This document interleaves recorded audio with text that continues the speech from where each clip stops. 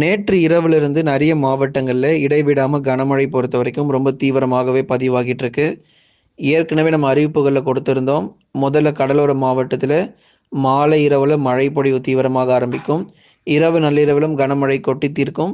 அதுக்கப்புறம் இந்த மேகக்கூட்டங்கள் எல்லாம் அப்படியே முடியாம, ஒவ்வொரு மேகக்கூட்டங்களும் வட தமிழக உள் மாவட்டங்களை நோக்கி நகரும் அப்படின்னு சொல்லி ஏற்கனவே நம்ம அறிவிப்புகள்ல கொடுத்திருந்தோம். அதே போலவே வங்கக்கடலில் நிலை கொண்டுள்ள இந்த பெங்கல் புயல் பொறுத்தவரைக்கும் நேற்று இரவு முதல் படிப்படியாக கரையை தொட்டதை நம்ம பார்த்தோம். அதுக்கப்புறமா இன்றைக்கு உள் மாவட்டங்களிலும், கடலோர மாவட்டத்தில சில இடங்களிலும் மழை புரட்டி போட வாய்ப்புகள் இருக்கு. எந்தெந்த மாவட்டத்தில இந்த மழை இருக்கும் அப்படிங்கிறத மிக தெளிவாக நம்ம பார்க்க போறோம். நண்பர்களே மறக்காம நீங்க லைக் பண்ணுங்க, சப்ஸ்கிரைப் பண்ணி தொடர்ந்து சப்போர்ட் பண்ணுங்க. துல்லியமான வானிலை அறிக்கையும் பெற்றுக்கொள்ளுங்க. இனி அடுத்தடுத்து வரக்கூடிய நேரங்கள் மற்றும் நாட்களிலும் மழை பொழிவு எப்படி இருக்கு அப்படிங்கிறதையும் நம்ம தெரிஞ்சுக்க முடியும். விடாமல் நொறுக்கும் இந்த தீவிர கனமழை பொறுத்தவரைக்கும் இன்றைக்கு மழை வாய்ப்பு எப்படி இருக்கும் அப்படிங்கிறத முதல்ல வட தமிழக கடலோர மாவட்டங்களை பார்த்துடலாம். சென்னை, திருவள்ளூர், காஞ்சிபுரம், செங்கல்பட்டு, விழுப்புரம், கடலூர், புதுச்சேரி மற்றும் காரைக்கால், கள்ளக்குறிச்சியில சில இடத்துல இயல்பு நிலை திரும்பினது போலவும், சில இடத்துல பார்த்தீங்கன்னா மழை தொடர்ந்து பதிவாகிறது போல இருக்கும். அதனால இந்த மழை பகுதியாக ஆங்காங்கே இந்த கடலோர மாவட்டத்தில் தீவிரமாக பெய்யக்கூடிய மழை எல்லாமே வெகு விரைவில் நமக்கு அது எல்லாமே முடிவுக்கு வரும். ஏன்னா சில பகுதிகளில் தொடர்ந்து மழை பொழிவு அப்படிங்கிறது பதிவாகிட்டே இருக்கு. சில பகுதிகளில் இயல்பு நிலை திரும்பினது போல உணர முடிகிறது. அதே மாதிரி உள் மாவட்டங்களில் எல்லா பகுதிகளுக்கும் இன்றைக்கு நம்ம கனமழை ரொம்ப தீவிரமாக இருக்கும்னு சொல்லியிருக்கிறோம். நேற்று இரவு நள்ளிரவுலேருந்து உள் மாவட்டத்துக்கும் மேகக்கூட்டங்கள் அதிக அளவில் நம்ம போனதை பார்த்தோம். வேலூர், திருப்பத்தூர், ராணிப்பேட்டை, திருவண்ணாமலை, சேலம், நாமக்கல், கரூர், திருப்பூர், ஈரோடு உள்ளிட்ட மாவட்டங்களிலும் உள் மாவட்ட பகுதிகளுக்கும் பரவலாக நல்ல ஒரு தீவிர மழை பொழிவு அப்படிங்கிறது நிச்சயமாக இருக்கும். ஆகவே ஒரு புயல் அப்படின்னு சொன்னால் கடலோரத்தில் வெறும் ஒரு மாவட்டம் 2 மாவட்டத்துக்கு மட்டும் மழை கொடுத்துட்டு போகிறது கிடையாது. ஒரு புயலாக உருவாகி அல்லது ஒரு காற்றழுத்த தாழ்வு மண்டலமாக உருவாகி தமிழ்நாட்டில் கரை கடக்கும்னு சொன்னால் கண்டிப்பாக அது ஒரு 15லேருந்து 20 மாவட்டத்திற்கு நல்ல மழை கொடுத்துட்டு தான் அது முடிவுக்கு வரும். அப்படி இருக்கும்போது இந்த ஃபெங்கல் புயலும் அதே போல தான் புதுச்சேரிக்கு அருகே கரை கடந்து உள் மாவட்டங்களுக்கும் சரி, கடலோர மாவட்டத்திற்கும் சரி நல்ல ஒரு தீவிரமான நல்ல ஒரு அதி கனமழை அப்படிங்கிறது நிறைய இடங்களில் பதிவாச்சு. தொடர்ந்து இந்த மழையினுடைய தீவிரம் பொறுத்தவரை, அதாவது கடலோர மாவட்டத்தில் இருக்கிறவங்க இந்த கனமழையினுடைய தீவிரம் பொறுத்தவரை இன்று வரைக்கும் சில இடங்களில் தொடர்ந்து நீடிப்பதற்கான வாய்ப்பும் கண்டிப்பாக நம்ம எதிர்பார்க்கப்படுது. சில இடங்களில் நமக்கு வானம் மேகமூட்டமாகும். மழை மிதமான மழை முதல் கனமழை மட்டுமே அவ்வப்போது பதிவாகிறதாக காணப்படும். உள் மாவட்டங்களில் அநேக பகுதிகளில் மிக கனமழைலாம் எதிர்பாருங்க. திருவண்ணாமலை போன்ற மாவட்டங்களில் நல்ல மழை கிடைக்கும் உறுதியாகவே.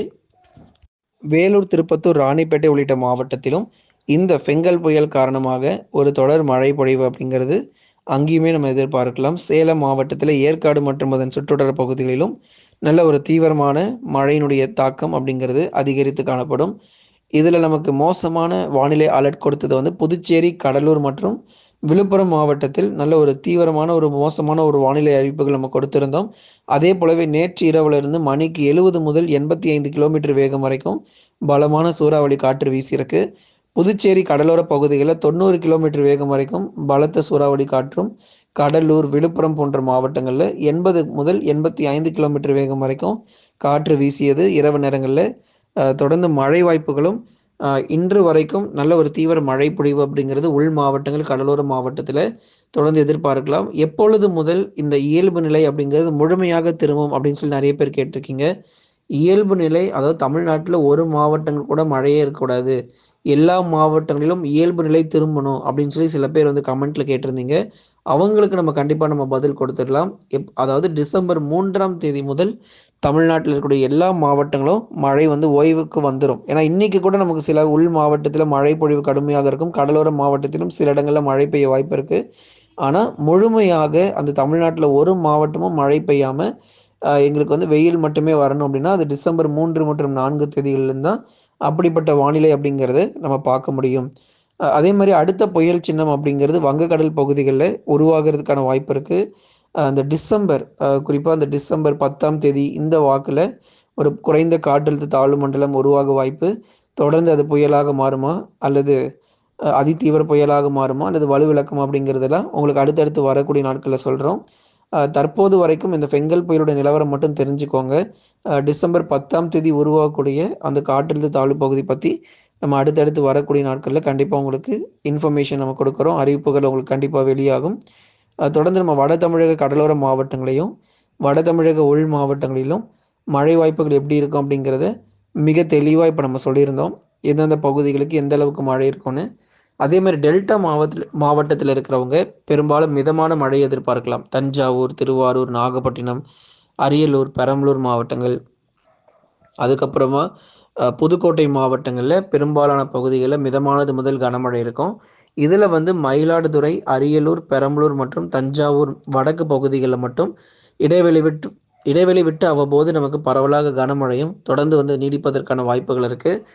டெல்டா மாவட்டங்கள்ல ஒரு 80% வரைக்கும் மிதமான மழையே இருக்கும். ஒரு 20% மட்டுமே கனமுதல் மிக கனமழைங்கிறது பகுதியாக எதிர்பார்க்க முடியும். ஆகவே ஒரு தொடர் மழை அப்படிங்கிறது நேற்று இரவுலேருந்தே விடிய விடிய மழை பொழிவு நிறைய மாவட்டங்களில் பதிவாயிருக்கு. இரவு முழுதும் கனமழை அப்படிங்கிறது ரொம்ப தீவிரமாக பெய்து வந்ததை நம்ம பார்த்தோம். தென் மாவட்டங்களில் இதே மாதிரி ஏதாவது ஒரு மழைக்கு வர வாய்ப்பு இருக்குமா? எங்களுக்கு வந்து ஃபெங்கல் புயல் வந்து வரும்னு சொல்லி நாங்கள் எதிர்பார்த்தோம். ஆனால் கடைசியில் இந்த ஃபெங்கல் புயல் பொறுத்த வரைக்கும் தென் மாவட்டத்தை ஏமாற்றிட்டு வட தமிழ்நாட்டில் போயிட்டுருக்குன்னு சொல்லி சில பேர் வந்து கமெண்ட் போட்டிங்க. தென் தமிழ்நாட்டில் மழை ஏமாற்றம்லாம் கிடையாது. ஏற்கனவே மதுரை மாவட்டத்தில் அதிகமாக வெள்ளப்பெருக்கு ஏற்படுற அளவுக்கு மழை வந்தப்போ சென்னையில் செம்ம வெயில் வந்து ரொம்ப அதிகமாக இருந்துச்சு. மதுரை பொறுத்த வரைக்கும் கடந்த 2-3 மாதங்களாக எடுத்து பார்க்கும்போது அந்தந்த மாதத்திற்கு தேவையான மழை பொழிவு அப்படிங்கிறது மதுரையில் பதிவாகிட்டே தான் வந்திருக்கு. அதே மாதிரி இந்த மாதத்திலும் நமக்கு தொடர்ந்து மதுரை, திண்டுக்கல் உள்ளிட்ட மாவட்டங்களிலும் பரவலாக கனமழை அப்படிங்கிறது பெய்து வந்ததை நம்ம பார்த்தோம். இனி அடுத்தடுத்து வரக்கூடிய நேரங்கள் மற்றும் நாட்களிலும் மிதமான மழை மட்டுமே தென் மாவட்டத்தில் தொடர வாய்ப்புகள் இருக்குது. ராமநாதபுரம், தூத்துக்குடி, திருநெல்வேலி மற்றும் கன்னியாகுமரி உள்ளிட்ட மாவட்டங்களிலும் பரவலாக மழை பொழிவு அப்படிங்கிறது தொடர்ந்து காணப்படும். மிதமான மழை தான், ரொம்ப தீவிர மழை பொழிவு அதிக மழைலாம் இப்போதைக்கு இல்லை. அடுத்த சுழற்சி ஒன்று உருவாகுது வங்கக்கடல் பகுதிகளில். ஏற்கனவே சொன்னது போல டிசம்பர் 10ஆம் தேதி அன்று வங்கக்கடல் பகுதிகளில் ஒரு சுழற்சி உருவாகுது. அது ஒருவேளை தென் மாவட்டங்களுக்கு நோக்கி நகர்ந்து நிறைய மழை பொழிவை கொடுத்தால் கண்டிப்பாக உங்களுக்கு நம்ம அறிவிக்காமல் போக மாட்டோம். நிச்சயமாக நம்ம அறிவிப்போம். நீங்கள் ஒவ்வொரு நாளும் நீங்கள் வந்து வானிலை அறிக்கை பெற்றுக்கொள்ளணும் அப்படின்னா சப்ஸ்கிரைப் பண்ணால் மட்டும்தான் முடியும். ஏன்னா சப்ஸ்கிரைப் பண்ணிங்கன்னா மட்டும்தான் உங்களுக்கு நோட்டிஃபிகேஷன் அப்படிங்கிறது உங்களுக்கு வர தொடங்கும். அடுத்ததாக மேற்கு தொடர்ச்சி மலையொட்டிய மாவட்டத்தில் இருக்கக்கூடிய நீலகிரி மற்றும் கோயம்புத்தூரில் கனம் முதல் மிக கனமழை இந்த ஃபெங்கல் புயல் காரணமாக பதிவாக வாய்ப்பு இருக்குது. அதே மாதிரி தேனி மாவட்டங்கள், தென்காசி மாவட்டங்கள், கன்னியாகுமரி மாவட்டத்தில் வானம் ஓரளவு மேகமூட்டமும் அதிக அளவு நமக்கு மழை பொழிவு அப்படிங்கிறது இந்த பகுதிகளில் கண்டிப்பாக கிடையாது. மேற்கு தொடர்ச்சிக்கென்று ஒரு நாள் நம்ம வைத்திருக்கிறோம் இந்த டிசம்பர் மாதத்தில். கண்டிப்பாக அந்த தேதிகள் எல்லாமே நமக்கு வந்து சொல்கிறோம். முதல்ல இந்த ஃபெங்கல் புயல் முழுமையாக தமிழ்நாட்டை விட்டு போய் இயல்பு நிலை மாறட்டும். அடுத்தடுத்த புயல் சின்னங்கள் மற்றும் காற்றழுத்த தாழ்வு மண்டலங்கள் குறித்து எந்த தேதியில் எந்த பகுதிகளில் துல்லியமாக கரை கிடக்கும் அப்படிங்கிறதையும் மிக தெளிவாக நம்ம சொல்கிறோம். நண்பர்களே, மறக்காமல் நீங்கள் லைக் பண்ணுங்கள், சப்ஸ்கிரைப் பண்ணி தொடர்ந்து சப்போர்ட் பண்ணி பாருங்கள். துல்லியமான வானிலை அறிக்கையும் பெற்றுக்கொள்ளுங்கள்.